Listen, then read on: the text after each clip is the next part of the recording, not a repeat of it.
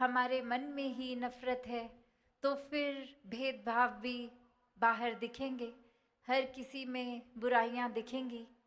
एक अपने आप को ही हम सबसे अच्छा समझेंगे। तो भाव यही कि संतों ने हमेशा समझाया कि एक पिता यही जो परमात्मा है निराकार, इसको जीवन में बसा लें,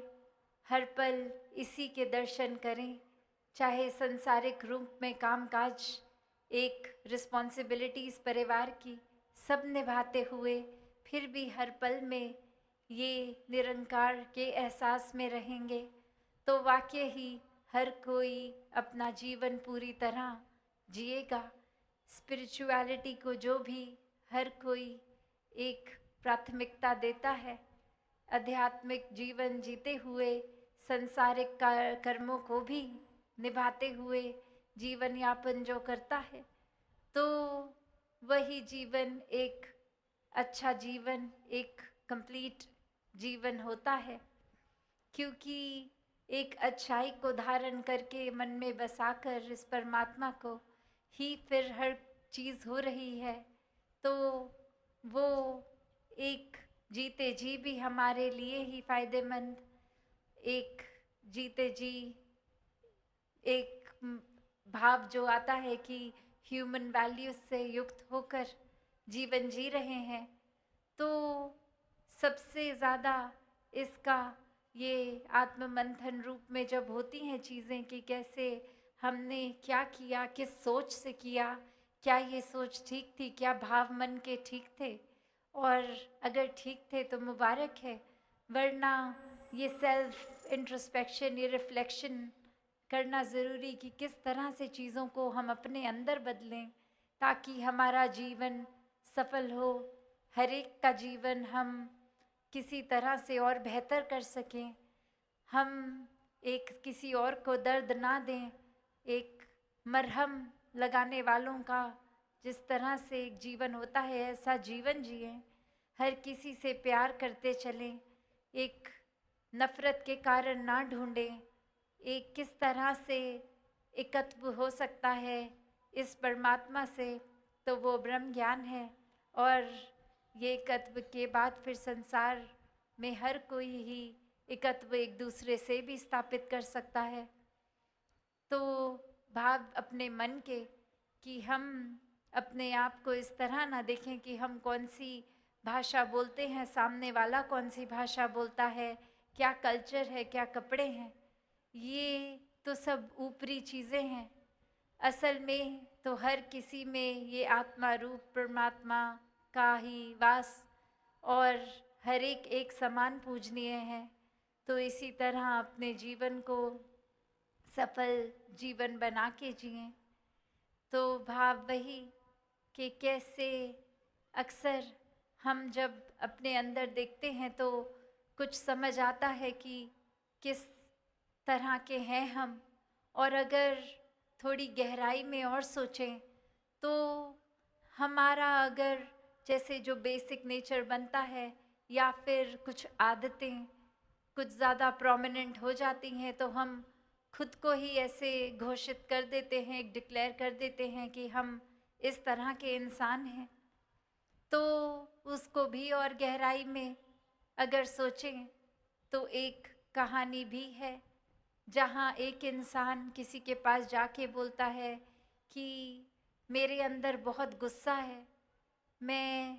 हर समय क्रोधित रहता हूँ, तो ये चीज़ मुझे अपने अंदर बदलनी है, मैं इसके लिए क्या करूं। और फिर जो इंसान ये बात सुन रहा है वो आगे से बोलते हैं कि अगर गुस्सा है तो गुस्सा करके दिखाओ अभी। और वो उस समय कहते हैं मैं इस समय तो गुस्सा नहीं कर पा रहा हूँ, ये एक अंदर अभी आ नहीं रहा, कोई वजह होनी चाहिए जिस पे क्रोधित होएं। और फिर वो इंसान कहता है नहीं, आपने कहा कि आपके अंदर गुस्सा है तो अभी बाहर निकालो वो गुस्सा, अभी गुस्सा होके दिखाओ।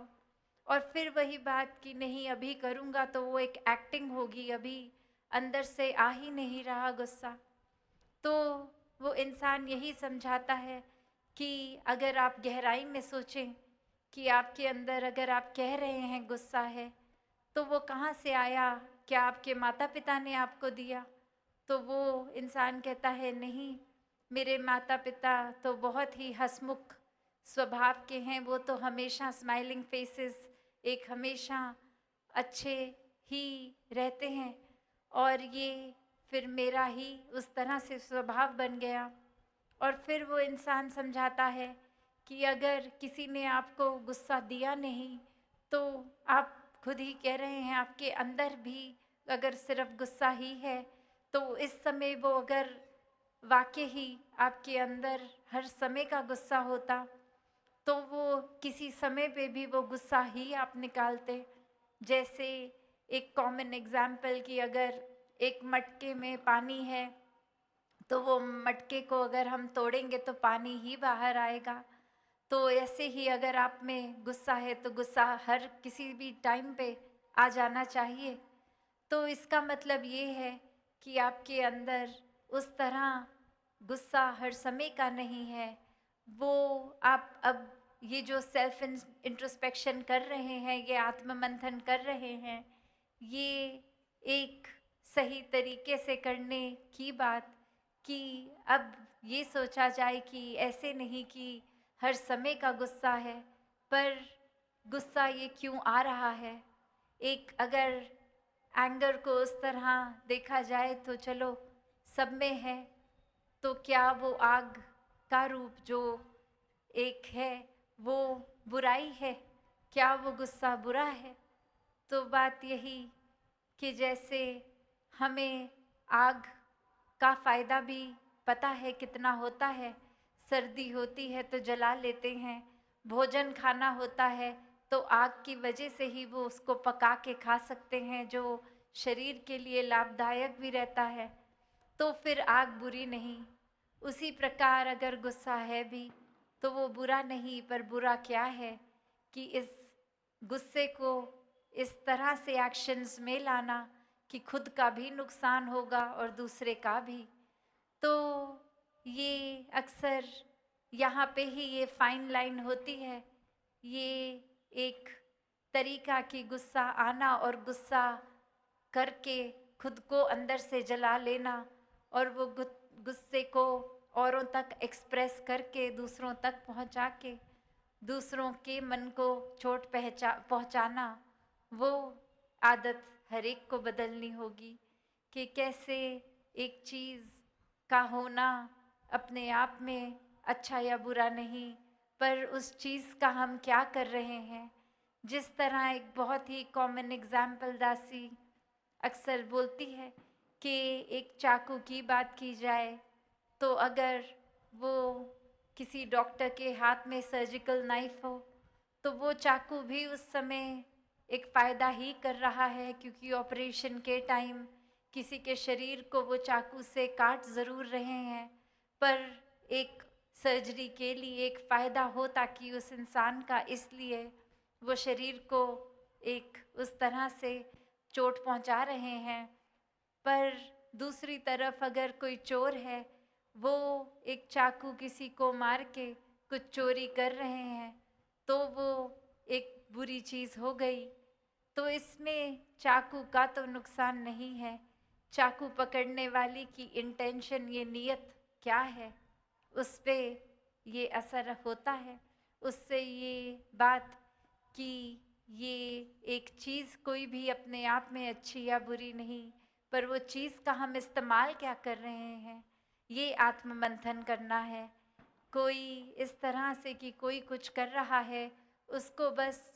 अपनी कन्वीनियंस से ही पिक नहीं, एक कॉपी पेस्ट की तरह नहीं, एक भाव सोचकर कि ये चीज़ क्या फ़ायदेमंद है हमारे लॉन्ग टर्म में भी, या कोई इसी पल के लिए हमें एक इंस्टिंक्ट्स को आगे रख के कुछ कर रहे हैं।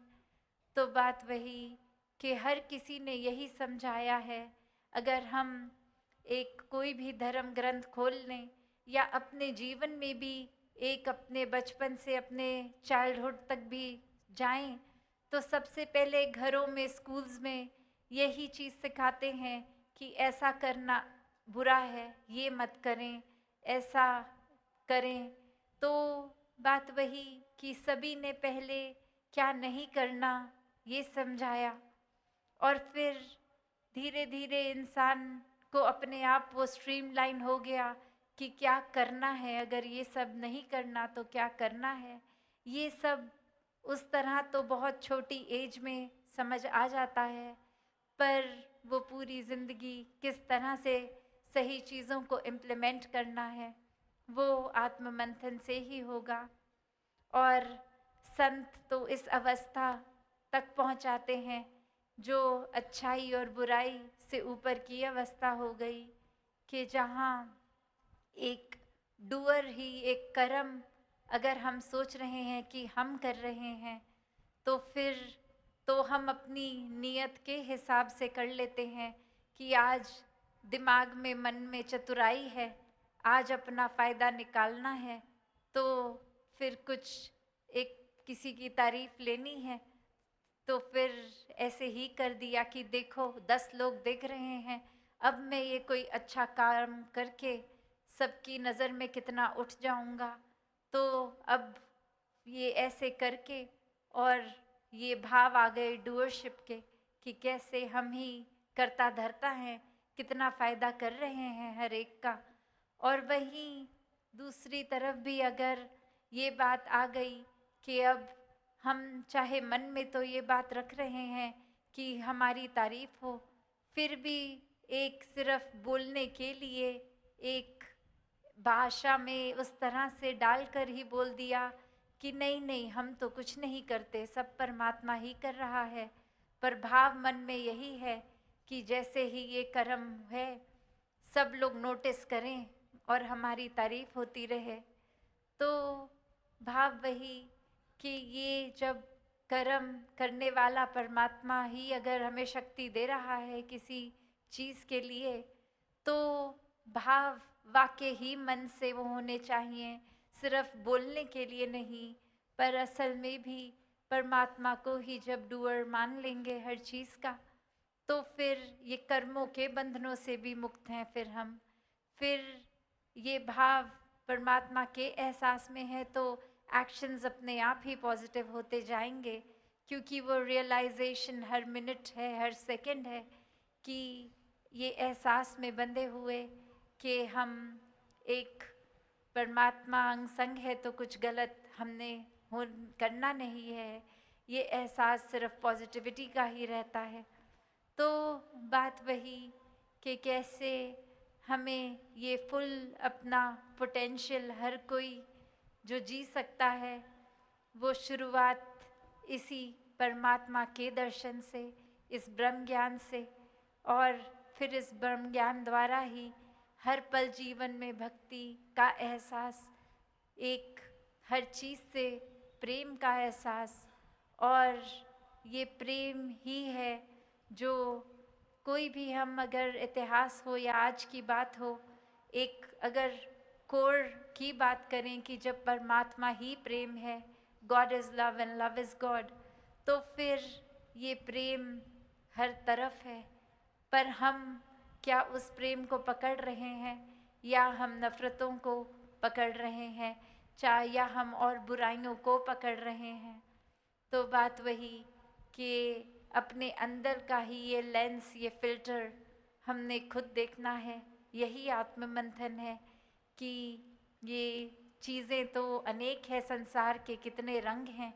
पर हमारा मन कौन से रंग को पकड़ता है। क्या ये पक्का रंग जो हर समय ये परमात्मा ही है, जो एक जैसा कायम दायम हर समय एक परमानेंट, या फिर हमारा मन कच्चे रंग पकड़ रहा है जो पल पल बदलते रहेंगे और वो बदलाव से हम बेचैन होते रहेंगे। ये फिर पीस ऑफ माइंड भी गवा देंगे एक बदलती एक चीज़ की तरह, फिर एक दिल भी उस तरह ही रहेगा। या फिर ये परमानेंट निराकार जो पता है कि चाहे सिचुएशंस ऊपर नीचे हों, पर ये हर समय उतना ही पूर्ण, उतना ही पक्का। तो जब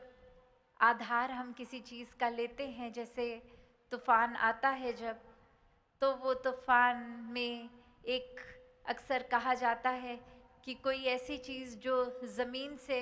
वेल रूटेड हो, उसका सहारा लोगे तो तूफान में एक प्रोटेक्टेड रहोगे, वरना जो हल्की चीज़ें हैं जिनकी जड़ें, जिनकी नींव मजबूत नहीं, वो उड़ जाती हैं। तो कैसे हम फिर अपने जीवन में जो मौसम पल पल बदलते हैं, उसमें हम ये आधार किसका ले रहे हैं? क्या हम फिर उसी तरह जो तूफान में उड़ने वाली चीज़ें हैं उनको पकड़ेंगे तो वो चीज़ों के साथ हम ही एक अपना नुकसान कर देंगे, या फिर एक पक्की के संग करके, पक्के के संग एक अपना वहाँ जुड़ाव बना लिया जो फिर मौसमों के हिसाब से नहीं, ये हर समय स्थिर खुद भी और इसके साथ जुड़कर हमारा मन भी स्थिर। तो भाव वही जो हर संत ने हमेशा से समझाए कि इस परमात्मा को प्राप्त करके मन में हमेशा अपने मन का एक जैसा मौसम कर लें, वरना संसार के रंगों में रहेंगे तो पल पल मौसम बदलेंगे। तो यही भाव कि हर कोई अपना है, कोई बेगाना नहीं, एक दूसरे को एक मन से सत्कार देना है। हर किसी से बहुत कुछ है जो अच्छाइयाँ सीखी जा सकती हैं, पर अगर अपने मन में ही हम अहंकार रखेंगे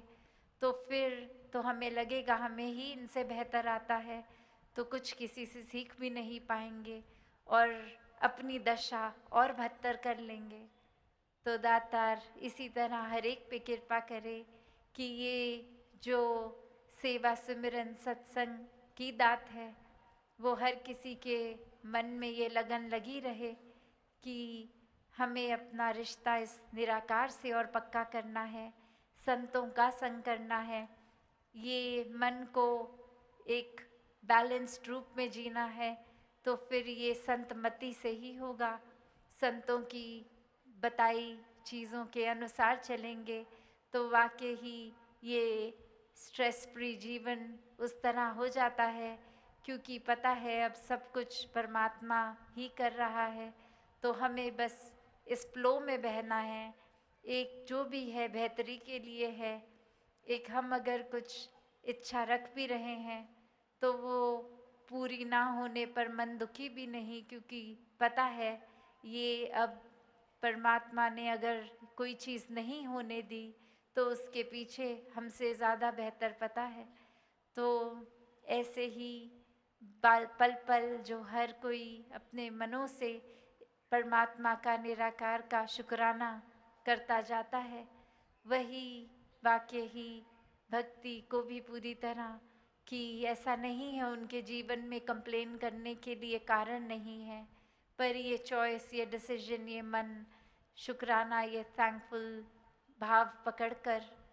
ही जीता है, और ऐसा ही जीवन हर किसी के हिस्से आए। साथ संगत जी, प्यार से कहना, धन निरंकार जी।